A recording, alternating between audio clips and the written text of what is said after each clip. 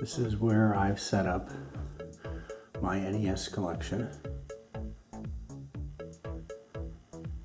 which we'll take a closer look at in a moment. Storage. We've set up some amiibos. This middle cabinet is for Melissa, and it's not quite set up yet. And then finally on the other side, again, some NES items, including the loose cart collection and various toys which we use for decoration. And then near the bottom, currently got some Atari, ColecoVision, and random Game Boy games that I've put in cases. But let's take a closer look at the first cabinet.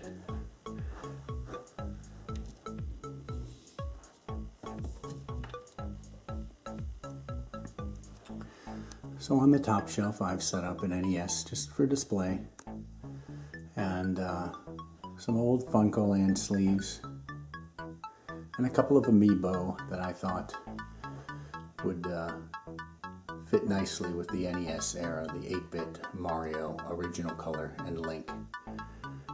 And then I've got my black box games here. I have all but 2 of them.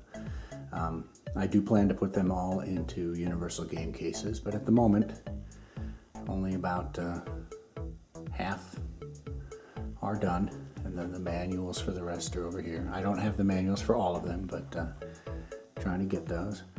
And then these are the universal game cases that I had created for the rest of my games, and a little Mega Man amiibo down there. And many of these have the manuals in them. That's actually one of the criteria I use to determine which one should be prioritized for universal game cases. And then down below, a little storage. I've got some manuals, little smoky manuals. I'm trying to get rid of the smell here. Some Atari manuals. There's the Nintendo Power collection I currently have. Some loose sleeves and bags. Universal game cases that are ready for the games. I just need to print some covers. And then some storage. Let's see here, a box for this guy. Just some random stuff, the Atari Flashback. There's the Funko-Land box for the Nintendo that's up on display. These are my plastic box protectors. And then I've got some miscellaneous Atari stuff in here. These are my Atari 2600 and 7800 boxes. Well, these flaps do not want to stay open.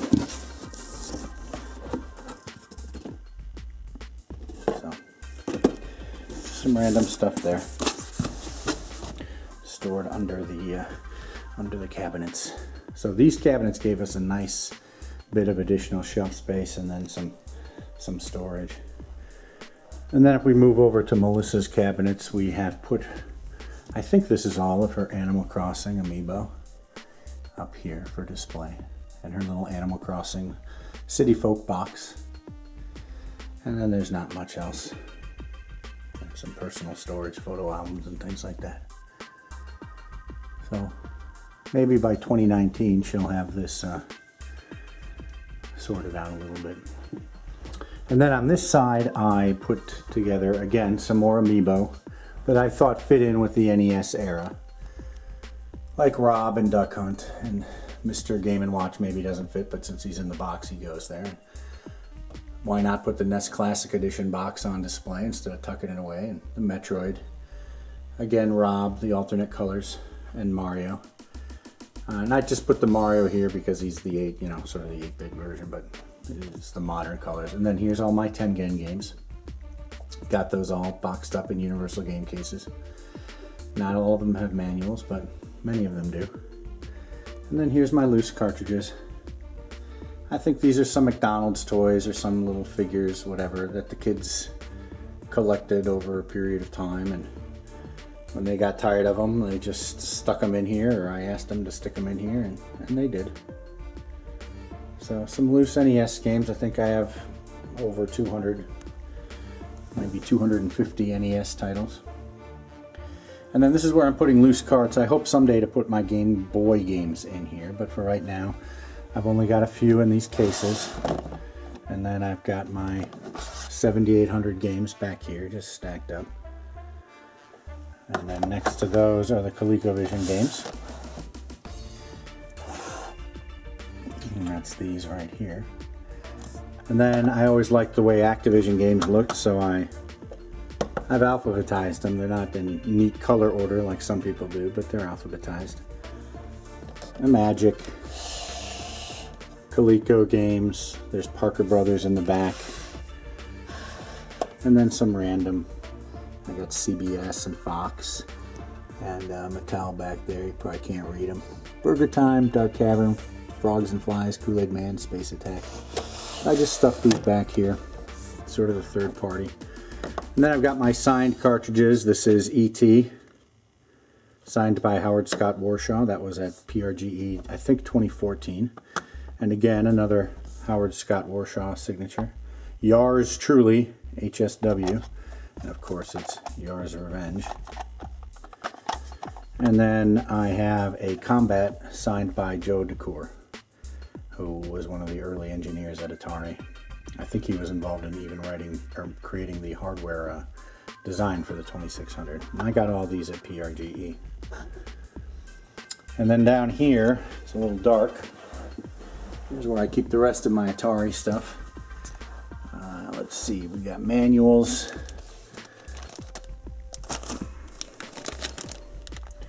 These are all the Atari manuals. Some duplicates. Some originals that are in pretty bad shape, so I've kept them separate because I want to upgrade them. And then some catalogs, stuff like that. The Coleco catalog is pretty interesting. So that's Atari 2600. We got Intellivision, ColecoVision manuals, all in there.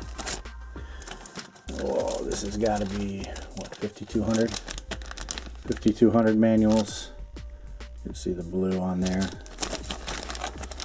Oops, those are coming out. And then 7800 manuals.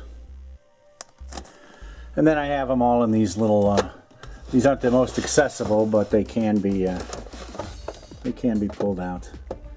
My Atari collection. One of these is the original, this one with the green tape on it, is the original one I had back from when I was a kid. And so I put all the Atari. This is Combat. This is the original without the end label. That's the Combat we had growing up.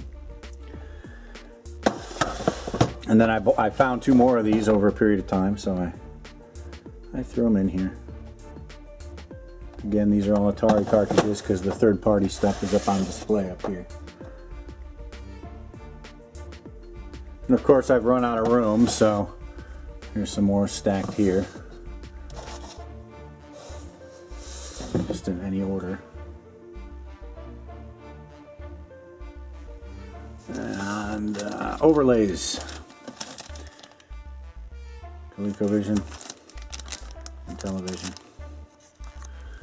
These carts over here. And then I've got some label variants. Space Invaders with picture. Blue and red bowling. Blue bowling with picture. These are manuals for the ones that were signed by Howard Scott Warshaw. Just keep those. And then this group is my 5200 set, which is not something I play very often because I don't have any working controllers. But quite a few Parker Brothers games here on top. Frogger, Star Wars. I think I have Frogger 2 in here. Oh, they're there. They're both right there. Star Trek, Congo Bongo, and then some Activision games. Shadow there.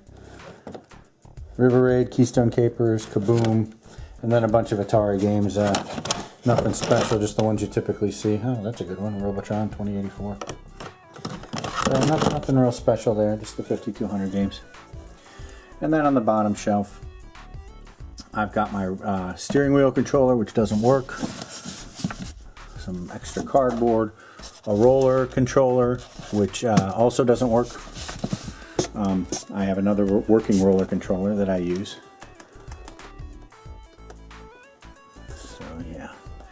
And then here's some instruction manuals, some random things here. I've got a turbo CD. This is actually my brother-in-law. It doesn't work. He got it for like a couple of bucks, so I've held on to it. We might try to fix it someday. And then these are the Intellivision games. Again, haven't done a great job of displaying these. I've got the boxes stored elsewhere, but they kind of moved up here, and then that was it. Rico, there's an Activision, Pitfall, cool.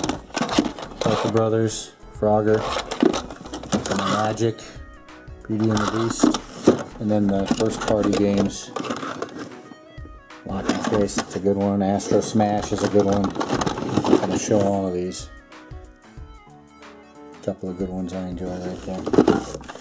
And then finally some board games that would otherwise have been in the display cabinet that had sun exposure, so I tucked them down here so they wouldn't get sun faded. Of course, Settlers of Catan, very famous board game, and the 3 expansions. San Juan is a fantastic card game, and then Alhambra, which we also very much enjoy.